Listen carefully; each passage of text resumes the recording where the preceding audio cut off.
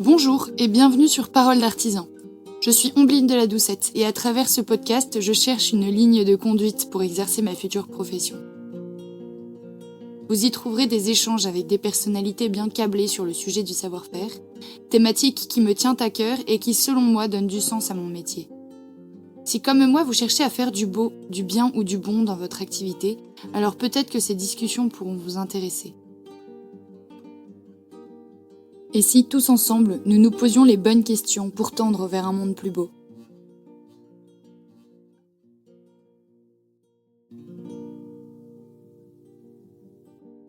Bonjour Jean-Pierre. Bonjour Ombline. Merci d'avoir accepté cette invitation au micro de Parole d'artisan. Je suis très fière et très heureuse d'avoir en face de moi mon professeur de culture des arts, Jean-Pierre Constant. Vous êtes spécialiste des arts décoratifs et de la mode. Vous êtes un guide conférencier national hors pair. C'est gentil. Vous êtes rattaché au MAD et vous êtes professeur à l'Institut d'études supérieures des arts. Vous êtes évidemment aussi professeur à l'école Camondo et à la Dior Academy de Paris. Et enfin, vous avez un autre titre parmi tant d'autres, mais qui a beaucoup de valeur à mes yeux, car vous êtes l'auteur d'un livre que je conseille 1000 fois à tous les férus de décoration et d'histoire de l'art, qui est co-signé avec Marco Menacci, qui est lui aussi professeur à l'école Camondo, mais lui en tant qu'architecte et designer. Ce livre s'intitule Le guide des styles, dans lequel vous détaillez l'évolution de la décoration et du mobilier à travers le temps. Oui. C'est un ouvrage précieux pour tous les architectes d'intérieur en devenir. À bon entendeur, salut. J'ai hâte de cet échange et de toutes les anecdotes amusantes que vous aurez réussi à nous partager à travers vos réponses. Eh bien, j'espère que j'en trouverai. Voilà ma première question, Jean-Pierre. Comment vous est venue cette passion pour l'art et son histoire? Est-ce que vous pouvez nous parler un peu de vous, nous parler en quelques mots de votre enfance, de votre parcours et de votre formation? Alors, c'est étrange parce qu'en attendant que nous rencontrions, je me suis rappelé d'un souvenir qui, quand j'étais enfant, n'était pas quelque chose que je cultivais quand j'étais adolescent, on va dire. Mais c'est un souvenir permanent. Mon grand-père était ébéniste, menuisier, et il se fait que ma chambre, lorsque nous allions visiter mon grand-père et ma grand-mère, se trouvait au-dessus de son atelier et que donc j'ai toujours l'odeur des copeaux, de la sciure et du résultat manuel de la production de ce grand-père qui est auteur de la chaire de l'église de Tonins en Lot-et-Garonne, qui est une ville historique importante parce qu'elle a été une sorte de marche, de ligne de démarcation au moment des guerres de religion. Donc je suis quelqu'un qui a baigné, je dirais, dans une atmosphère artisanale, je dirais presque qu'il a subi. Et puis, le goût du beau était chez moi. Ma mère était guide elle-même. Et je pense que j'ai cultivé ça à travers mes recherches. Et puis mon sujet de thèse, mon sujet de doctorat qui m'est presque tombé dessus. Mon directeur de thèse initial est décédé. Je devais travailler sur les illustrations du Cœur d'amour épris, un ouvrage médiéval dont on dit que l'auteur est aussi le miniaturiste. Donc il y avait un côté enquête qui me plaisait beaucoup, mais le directeur étant mort, j'ai dû changer de sujet. Et je suis tombé sur un sujet moderniste, inédit, l'influence d'un peintre, décorateur, critique d'art, Jacques-Émile Blanche, sur l'auteur François Mauriac, qui s'est lui-même constitué à la fois une collection d'art, beaux-arts, mais également une collection d'art décoratif, puisqu'il a été un des premiers à commander un ensemble total, je dirais, au fameux Jean-Michel Franck, qui redevient une signature enfin respectée après des années d'oubli. Immédiatement, l'idée de l'art, tout dépendant du talent et de l'heure à laquelle le talent s'exerce dans l'histoire. Est-ce que Jean-Pierre, maintenant on peut parler du rôle de l'architecte d'intérieur, puisque vous enseignez donc dans une école d'architecture d'intérieur, ce rôle d'hier et d'aujourd'hui, et pourriez nous donner quelques conseils à nous, futurs architectes d'intérieur? et à tous ceux qui ont besoin de décorer, d'aménager et de meubler leur appartement. Donc ma première question à ce sujet, c'est est-ce que vous savez quand est née la profession de l'architecte d'intérieur? Je me souviens d'un cours peut-être avec Alexis Markovitch qui nous disait que l'ancêtre de l'architecte d'intérieur c'était le tapissier. Alors, le tapissier d'abord, puisque c'est un peu une fortune de France et une fortune des Flandres. Les alliances de la France et les Flandres ont fait que la tapisserie, parce qu'elle est pratique et décorative, a été un élément fondamental. Mais la période de gestation de ce que nous pourrions considérer comme la période fondatrice de ce métier qu'on va appeler à un moment le métier de décorateur ensemblier, c'est le XVIIe siècle avec cette appellation si plaisante de feinteur. Au XVIIe, on ne disait pas décorateur ou ensemblier, c'était assez présomptueux, c'est très présomptueux de se déterminer comme décorateur ensemblier. Cela sous-entend qu'on se prétend artiste. Or, l'artiste, c'est aussi celui qui se soumet à un public. Et c'est très important cette donnée, humble, ce caractère d'humilité auquel je tiens. Et dans l'appellation feinteur, il y avait ça.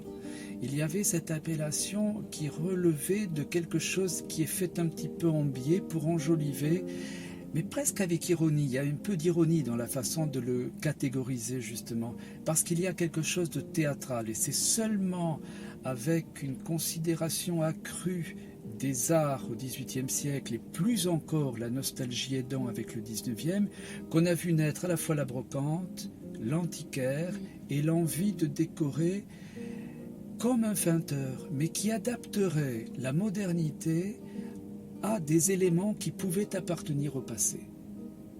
C'est-à-dire qu'à ce moment-là, on tombe sur une catégorie qui décore en prenant deux chemins qui peuvent être à partir des années 20 celui de la modernité ou bien celui d'un certain entretien, d'un certain conservatoire du passé.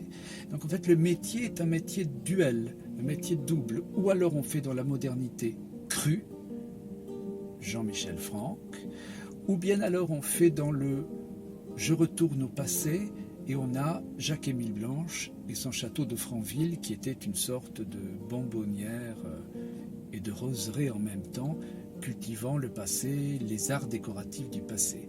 Il me semble que la tendance actuelle, que renforce la nécessité du respect des matériaux nobles et de l'artisanat, fait qu'on est dans un entre-deux où certes la modernité doit être respectée, elle est nécessaire, elle s'adapte à la nécessité des matériaux naissants et aux avantages des matériaux naissants, mais elle se double. Aujourd'hui, à mon avis, vous tombez sur une période passionnante du respect justement des choses qui se pratiquaient avant, pour lesquelles on a pu éprouver à un certain moment, et je dirais il y a encore une dizaine d'années, une sorte de recul. On a pu vouloir éradiquer quelque chose qui relèverait du passé. Et aujourd'hui, force est de constater que finalement, les anciens ne faisaient pas si mal et qu'utiliser les anciens, par leur technique et par leurs produits, pourrait être un bel assemblage avec les choses de la modernité. Je ne sais pas si je suis clair, mais il me semble que vous êtes libérés c'est vrai. de cette contrainte encore récente qui faisait qu'on devait opter. Où on était, pour parler simplement, feinteur-brocanteur, où on était décorateur d'intérieur résolument moderne. Aujourd'hui, vous avez le choix. Mais alors, à votre avis, qu'est-ce qui fait comment on reconnaît aujourd'hui un bon architecte d'intérieur? Et comment avant, comment était jugé l'architecte d'intérieur avant et comment peut-il être? Écoutez, je crois que les années 80 ont été extrêmement révélatrices d'un certain état où l'argent a été un élément fondamental du décorum et a été comme une plus-value pour certains décorateurs d'intérieur qui ont bénéficié d'un certain entourage politique, je me permets de dire les choses, etc. Aujourd'hui, il me semble qu'il y a une fantaisie plus accrue et qu'un bon architecte d'intérieur doit être à même de répondre à sa propre fantaisie et à celle de celui qui lui commande quelque chose sous condition qu'il s'y connaisse. Et il me semble que dans les connaissances actuelles qui sont requises pour un décorateur ensemblier, il y a la nécessité d'avoir une culture. Et ça, j'en suis ravi. Mais vraiment. C'est pour ça qu'il faut qu'on se procure votre livre. Écoutez, ça c'est très gentil de le signaler, mais pas seulement pour le mien, c'est-à-dire qu'effectivement, il me semble que l'échange entre ce que j'appellerais le client et le décorateur ensemblier, c'est ce qui nous est commun, c'est-à-dire, en effet, ce qu'on appelle tout basiquement la culture, que l'on partage, donner des idées, prendre des idées et voir comment on peut mixer les éléments de la modernité avec les éléments du passé. Il n'y a plus ces complexes que l'on pouvait avoir à un certain moment par rapport à l'objet du passé, que l'on inclurait dans un décor moderne, ou alors on prend l'option totalement moderniste, mais à ce moment-là, il faut le revendiquer. Sauf que les matériaux qui ont été ceux en faveur dans les années 70 et 80 s'avèrent polluants, et qu'aujourd'hui, le retour aux matériaux dits nobles de nos feinteurs et anciens artisans sont reconnus à leur juste valeur, qui est la valeur première, c'est-à-dire que ce sont des matériaux, le bois ne risque pas de détériorer la planète, alors il faut l'utiliser avec parcimonie comme le reste, sans doute, il ne faut pas déforester la planète, mais pour autant, la matière, le retour d'une matière périssable, alors qu'autrefois on misait sur ce qui pouvait durer au nom de la technique, me paraît un élément fondamental dans les choix qui doivent être faits par les décorateurs ensembliers. Et alors attendez, petite question, parce que je vous ai même pas demandé ce que ça voulait dire feinteur. Feinteur, feinter. Vous voyez, quand on dit de quelqu'un qu'il feinte, c'est-à-dire que c'est de l'ordre... Aujourd'hui, cela pourrait être... Faire semblant de... Oui, c'est celui qui, si je peux me permettre, qui biaise. Celui qui feinte, c'est celui qui joue bien, oui, mais en jouant de biais. Oui. Mais en fait, c'est bizarre, je ne savais pas que ça venait de là, parce que c'est très artistique. Dit, t'as feinté, c'est que tu t'as fait semblant de... Mais c'est cela, oui, le décor. D'accord. Un décor est forcément ajouté. Ou alors, on garde la grotte primale, première, qui se décore elle-même d'ailleurs. Oui. Les peintures rupestres. On a besoin de rendre les choses jolies, plaisantes, aimables. Mais vous ne pensez pas qu'on a aussi besoin de s'adapter à de nouveaux besoins qui n'existaient pas avant, à des usages aussi un peu nouveaux? Mais c'est inclus, c'est-à-dire que le fait que nous nous adaptions à des usages nouveaux a pu à un moment donné donner l'impression qu'il fallait absolument que ces nouvelles situations soient adaptées ou s'adaptent à de nouveaux matériaux. J'en reviens aux matériaux parce qu'aujourd'hui, on n'a plus cette tendance absolue à vouloir que la chose soit en symbiose nécessaire. Ouais. On peut très bien opter pour des matériaux, entre guillemets, anciens, pour de nouveaux et de nouvelles assises, de nouvelles façons de manger, de nouvelles façons de recevoir, sans complexe. Ouais. Et si on parle simplement de compétences artisanales, est-ce que vous considérez qu'aujourd'hui on est moins qualifié dans le domaine de l'artisanat? Mon Dieu, vous me posez une question terrible, Ambline. C'est vrai. Je suis très très très content parce que au lendemain de l'incendie de Notre-Dame de Paris, France Info m'a appelé et je m'étais levé comme tout le monde à 3h, 4h pour savoir s'il restait quelque chose. J'arrive à Camondo, peut-être vous l'avez déjà raconté, les étudiants me disent, je n'étais pas rasé, pas préparé, bon allez-y, c'est la radio. Alors bon, j'y vais. Il était 13h, sweatshirt, les caméras dissimulées dans les murs, donc tout le monde m'a vu, et j'étais tellement naturel, la chose est passée comme ça, c'était absolument délicieux. Mais j'avais émis tout de suite la crainte que l'on ne retrouve pas justement la qualité, d'abord les bois. Ça demandait une étude des bois qui avaient péri. Alors, où trouver les bois qui seraient de même veine, de même essence que celles qui avaient péri, brûlées? Et la question de l'artisanat, votre question est pleine de... Alors, on a trouvé l'équivalent. La grande différence que je signale parce que moi, ça m'ennuie un petit peu, oui, on a trouvé, mais pas mal ailleurs. C'est-à-dire qu'on n'a pas trouvé tout en France. Cela veut dire qu'on a perdu des savoir-faire. Mais aujourd'hui, peut-être qu'on les comble par... Et que pour le coup, ça pourrait vouloir dire qu'on a feinté, mais dans un autre sens, et dans le mauvais, pendant des années, par méconnaissance et désintérêt pour ces matériaux qui sont les matériaux premiers, fondateurs. Si on veut restaurer une cathédrale, il faut connaître le bois, la façon de le travailler, à l'ancienne. Donc pour vous... Aussi. Oui, mais ça n'exclut pas non plus l'utilisation des outils nouveaux qu'aujourd'hui l'artisanat... Les outils, absolument pas. Ouais. La question qui se pose à vous, et c'est pour ça que je parle de génération décomplexée, c'est qu'aujourd'hui, oui, les matériaux nouveaux, pas les matériaux, pardon, les techniques nouvelles, Ouais. mais les matériaux, vous devrez vous adapter à la situation planétaire. Ouais. Mais quant aux techniques, oui, hélas, les techniques nouvelles qui s'accompagnaient de matériaux nouveaux, qui dérivent, on va dire, pour parler simplement du plastique, ont pendant presque des décennies mis au placard des connaissances basiques artisanales qui étaient encore totalement, naturellement connues et reconnues de tout artisan de France, de Navarre et d'autres pays, bien entendu. Mais là, les générations, il y a eu quelques générations où ça a été un petit peu remisé et, je pense, déprécié. C'est très dommage. Et alors Mes réponses en polémique, j'en ai totalement conscience. Et tant mieux. Ouais, peut-être. Très Mais je le honnête. pense fondamentalement. Ouais. Je n'ai rien contre le fait qu'on doit faire appel à des artisans venus d'ailleurs et quelquefois de très loin pour retrouver l'ossature d'une charpente, etc. Mais enfin, la charpente de Notre-Dame a été faite en France à un moment donné par des artisans français. Ça veut dire qu'on ne sait plus. Donc l'enjeu, c'est pas tellement la technique utilisée que, en fait,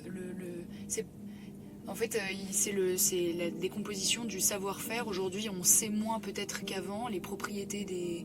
Je sais pas, est-ce que c'est ça que vous voulez dire? Qu'il y a une déperdition du savoir du matériau. Et du savoir du matériau et des techniques très basiques, tenons mortaise, voyez, Vous croyez qu'aujourd'hui, on n'est plus capable de faire ça? à partir de... On est à une grande échelle, Notre-Dame a prouvé que on l'était un peu moins. Oui, d'accord. Il y a quelques grands spécialistes, mais au-delà de ça, le travail, heureusement, il y a les compagnons. Oui, Mais c'est vrai, c'est une il chose. semble qu'il n'ait pas été suffisant pour couvrir l'ensemble des métiers que demande la restauration d'une cathédrale. Et puis, Notre-Dame de Paris doit être un exemple parmi tant d'autres. Bien sûr, On s'en est rendu compte grâce à ça. bien sûr. Et on a résolu la question. Mais c'est un travail, alors on peut s'en réjouir, puisque le résultat sera À la hauteur. à la Oui. hauteur, je l'espère, mais je pense qu'il le sera, mais ça devient pour le coup, voilà, on retombe sur la question européenne. Vous voyez, ce que j'ai tendance à penser que il va falloir retourner à la main, au travail manuel. Je fais mon projet de diplôme dessus. Ben oui, c'est très important. Une de mes étudiantes l'an passé en mémoire travaillait sur le bricolage et elle voulait anoblir le bricolage et elle définissait le bricolage comme l'art de la catapulte, puisqu'au départ le terme de bricolage dérive d'un outil qui est assez proche de la catapulte, et elle montrait combien déjà pratiquer l'objet, dit catapulte, c'est un travail, c'est un savoir-faire, et elle montrait combien l'artisanat au premier degré, c'est-à-dire le bricoleur, est déjà une étape d'une construction qui peut aller jusqu'à l'art. Oui. Parce que, vous voyez, dans la question du design qui est afférente, la question qui peut se poser, c'est de savoir si quelquefois la stricte pensée qui serait déconnectée de la connaissance des matériaux et des techniques nécessaires à la transformation des matériaux pour pouvoir ensuite décorer, là, ça devient aujourd'hui quelque chose qui me paraît dépassé. Il me semble qu'aujourd'hui, le véritable métier, c'est de savoir presque la connaissance, d'avoir une connaissance de l'intérieur d'une maison, du sol au plafond et de ce qui peut être derrière les murs presque. Ça demande beaucoup de connaissances. Et j'aimais bien aussi que vous affiliez aussi à la nécessité d'avoir de l'humilité dans ce travail. Et vous l'expliquez comment, comment on peut la manifester, cette humilité?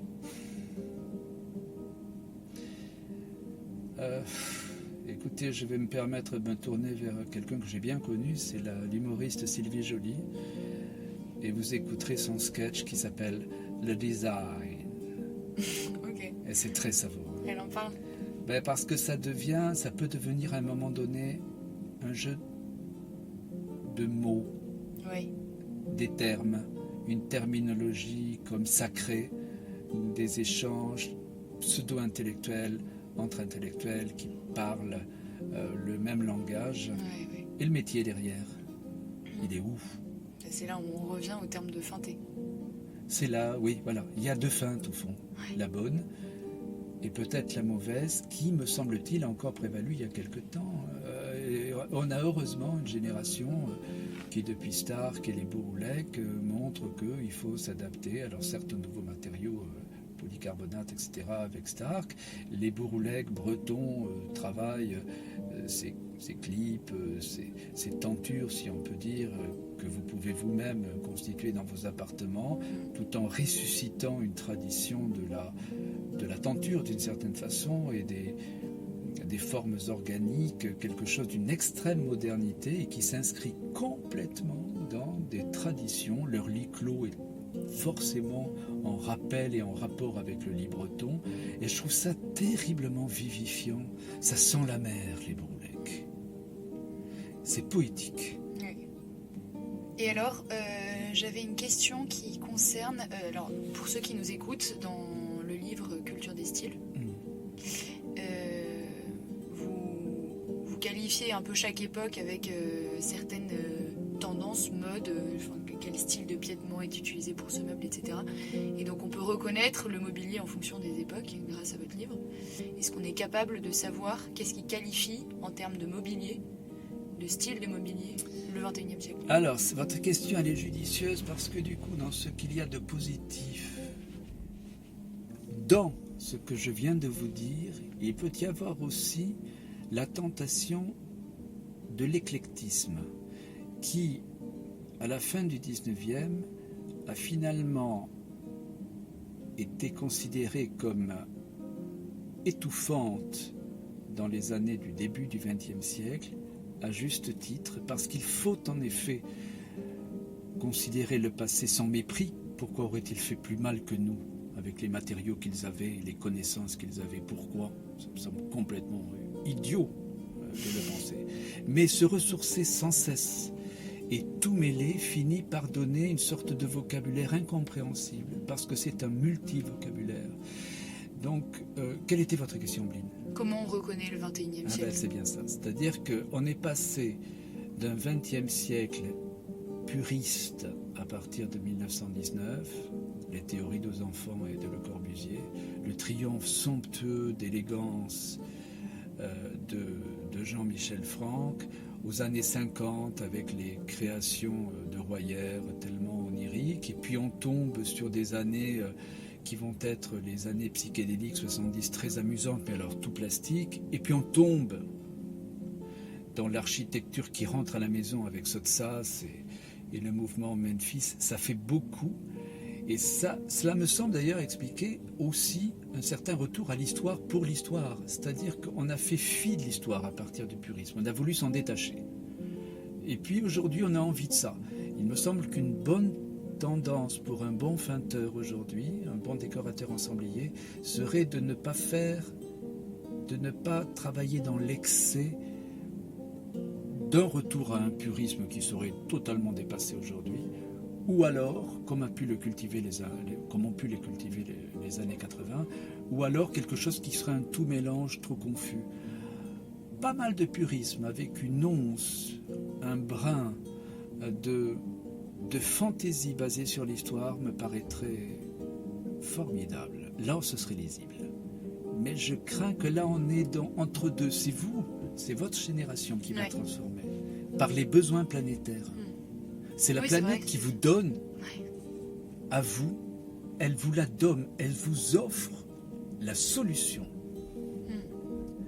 Respectez-moi.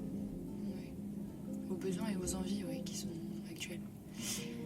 Et alors je sais que vous aimez beaucoup partir aux puces. Est-ce qu'on pourrait parler un peu des puces? Vous avez une vraie passion. Est-ce que vous pourriez nous dire ce que vous allez y chercher et quels sont vos conseils, vos meilleurs conseils pour dénicher des belles pièces? Je sais qu'il y a une question d'horaire. Non, mais je vais vous dire, oui. Mais là, je ne vais pas être humble du tout. Je reprends à mon endroit le mot de Picasso, je ne cherche pas, je trouve. Mais ce qui est totalement vrai quand j'ai vu une puce. Je peux vouloir... C'est l'œil, ça. Peut-être, et puis je n'ai pas peur de la poussière. C'est-à-dire que vous me posiez la question de ma formation, mais à l'époque pré-doctorale, j'ai eu la chance de travailler au musée Carnavalet, quand le musée Carnavalet s'est dédoublé et que la ville de Paris a acquis l'hôtel Le Pelletier de Saint-Fargeau, et il fallait quelqu'un pour travailler dans la poussière, pour établir les cartels des objets qui quelquefois n'avaient jamais été présentés au public. Les créoles de Charlotte Corday, la mâchoire de Marat, enfin des choses aussi invraisemblables que tout cela, mais aussi des miniatures du XVIIIe, c'était merveilleux. Et en travaillant dans la poussière, j'ai découvert combien le hasard était nécessaire à la satisfaction de l'œil et de l'acquisition, et que quelquefois les choses inescomptées vous arrivaient comme ça. Alors, c'est comme ça que je pratique les puces, c'est-à-dire que dès que je vois un carton, je ne vais pas du tout vers l'étal où il y a une porcelaine. C'est pas que je n'aime pas le vieux Paris, au contraire, je l'aime beaucoup, mais si je le trouve au fond d'un carton, je le préfère. D'abord parce que je compte sur le prix, qui sera forcément, normalement, logiquement, moins élevé. Et puis d'abord, c'est beaucoup plus amusant. Et donc, ma collection est très éclectique. Quand je mourrai, je pense qu'on trouvera, on saura qui j'étais. Mais je crois qu'il n'y a pas besoin d'aller voir chez vous pour savoir qui vous êtes. Ça, je ne sais pas, mais vous voyez, j'ai des amis brocanteurs, tout ça, quand ils acquièrent des collections, je leur dis, mais comment fais-tu? On sent, chez certains, on sent la personne, quoi. Et c'est terrible, moi j'ai vu... Et c'est tant mieux, non? À condition que ce ne soit pas bradé. La collection d'un académicien français, c'était du côté de la place de Clichy. Alors, je ne sais plus quel est le mois où il y a une sorte de vide-grenier, appelons ça comme ça, et il y avait un brocanteur, ou enfin un monsieur qui en faisait office et qui vendait les collections d'un académicien français. C'était posé de façon pyramidale au sol, et tous les souvenirs d'une vie, j'ai eu du mal à acheter quelques objets, parce que c'était tout ou rien. Vous voyez ce que je veux dire? Ça fait quelque chose de, je vais me permettre de dire sacrilège. Y compris ses lettres personnelles, c'était horrible. C'est pourquoi je préfère les puces, parce qu'il y a le médium qui est le vendeur et qui m'évite, moi, de faire ce que j'ai dû faire, c'est-à-dire chercher dans des papiers personnels. Oui. C'est ça qui vous plaît pas. Ça, je ne veux pas. Je préfère alors à ce moment-là me faire avoir par le vendeur au niveau du prix que d'avoir à faire ce travail un peu mortifère. Les puces ne sont pas mortifères. Au contraire, elles vous permettent de recréer votre propre espace et de feinter vous-même dans votre espace pour vous retrouver. Un bon feinteur doit être capable probablement d'aider le commanditaire à être lui-même dans son espace. Et vous dites feintez vous-même. Est-ce que du coup vous pensez que le métier de l'architecte d'intérieur est utile, nécessaire aujourd'hui, ou est-ce que n'importe qui peut être bon feinteur? Alors votre question, Ambline, elle est très judicieuse parce qu'elle est finalement, vous avez entendu ce que j'ai dit sur le bricoleur. Oui. Le mémoire était judicieux lui-même parce qu'il montrait qu'un bricoleur reste un bricoleur. Ça ne veut pas dire que c'est mal, hein, mais qu'il peut y avoir des bricoleurs géniaux. Le facteur Cheval, qui est vraiment un bricoleur. Il y en a d'autres. Je crois vraiment que là, pour le coup, si le décorateur ensemblier a ce bagage, ce background, il peut aider des gens qui n'ont pas le temps, qui n'ont pas le goût, à avoir du goût. J'oserais presque avoir bon goût. je vous disais tout à l'heure qu'après Carnavalet, Moyennant quoi, quand même, une bonne connaissance du coup de l'histoire de l'art, c'est ce que vous dites. ah oui, parce que l'histoire de l'art, c'est l'histoire des sensations, c'est l'histoire des moments, des mouvements, des ancêtres, enfin, non pas qu'on doive absolument être dans la culture des ancêtres, mais dans la connaissance des ancêtres, oui, ça me semble la moindre des courtoisies, vraiment. Et alors j'aime bien parce qu'à la fin de votre livre, vous parlez, concernant encore les puces, de cette idée de faire confiance à l'antiquaire qui nous vend son objet, sa connaissance, le fait qu'ils connaissent et qu'ils sachent ce qu'ils vendent. Mais est-ce que vous ne pensez pas qu'il y a aussi, dans la valeur de l'objet, une importance à la confiance en soi et à la valeur qu'on attribue nous-mêmes à l'objet ? Vous savez, d'abord le beau est très relatif. On peut aimer tout et n'importe quoi, et tout et n'importe quoi, ça fait un décor. Monsieur de Camondo avait une passion personnelle pour son Martin Carlin, un petit bonheur du jour, on peut comprendre, c'est historique, aurait-il appartenu à Madame du Barry, aurait-il appartenu à Marie-Antoinette, blablabla, d'accord. Là, je dirais, ça relève du cartel muséal. Mais il avait beaucoup d'affection pour une table métallique, mécanique, qu'il a cru être un Riesner, qu'il a acquis comme tel et qui est un faux, ce dont on s'est aperçu après coup et après lui, quand on a découvert la signature bien précise et bien visible sous le plateau, Chauffette 1924-1925. On a le droit de se tromper, on peut se tromper, c'est bien dommage d'avoir payé le prix d'un original, ça j'en conviens, mais on peut aimer la pièce telle qu'elle est, comme simplement parce qu'elle est jolie selon ce qu'on peut considérer être joli pour soi, à un certain endroit, à une certaine heure. Il y a un très joli mot de de Louise de Villemorin. Louise de Villemorin était une femme du monde, protectrice de Malraux et compagne de Malraux. Et un jour, elle voit ses neveux qui s'extasient devant une vitrine et devant une corne de, je ne sais plus si c'était rhinocéros ou éléphant, travaillé, enfin ce qu'on considère, nous, comme une horreur absolue, d'abord parce qu'on chasse et que c'est quand même relativement laid, disons les choses. Et Louise de Villemorin dit au neveu, qu'est-ce que vous regardez, c'est moche, pas bien tout ça. Et le neveu lui a fait cette réponse merveilleuse, qui est une réponse d'enfant, mais que nous devrions pouvoir adapter aux adultes que nous sommes. Est-ce que tu sais, toi, ce qui est beau et ce qui est laid ? Ça m'intéresse, parce que du coup, vous ne croyez pas au beau universel, vous ? Vous savez, je ne crois pas à l'universel. D'accord. Vous ne croyez pas qu'il y a... Je ne veux pas que l'on oublie derrière l'universel l'unicité, comment dirais-je, l'étrangeté de tout individu sur la planète. Nous avons du mal à nous connaître nous-mêmes. Comment prétendrions-nous à une connaissance universelle et à une uniformisation ? Mais est-ce que ça, déjà, c'est pas quelque chose de beau en soi, un beau universel, de savoir que chacun est... Alors, dans ce sens-là, oui. Dans ce sens-là, oui, absolument oui. Moi, j'y tiens. Montaigne disait « Je suis un homme mêlé ». Mais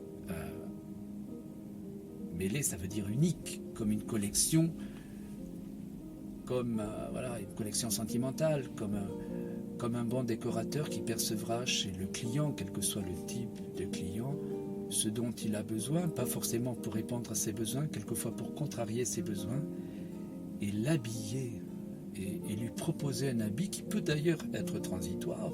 On peut changer de goût dans une existence, et heureusement, on vieillit. Oui, on s'assagit aussi, non ?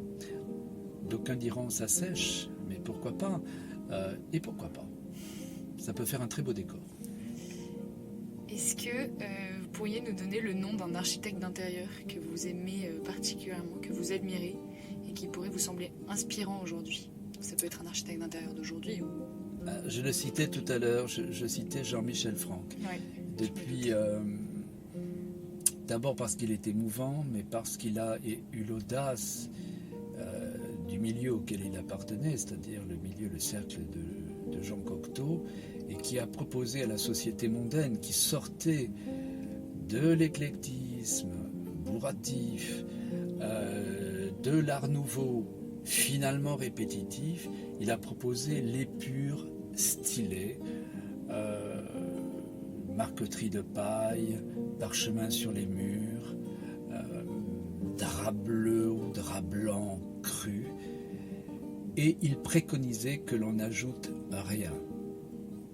Cet étrange luxe du rien, dira François Mauriac. Ceci dit, Jean-Michel Franck passé, les Noailles, qui ont été les découvreurs de Jean-Michel Franck, n'ont plus hésité à replacer dans ce décor épuré, parce que le décor était épuré justement, des toiles de maître. Et donc là, ils se sont créés eux-mêmes dans un décor qui avait été prédestiné. Et ça me semble très intéressant d'allier la personnalité de celui qui veut ce décor à la personnalité honnête, comme l'était Jean-Michel Franck. Il n'aurait pas voulu que ce soit autrement. Ensuite, celui qui y vivra adaptera, c'est la vie, à son propre goût. Ça me semble un équilibre très intéressant.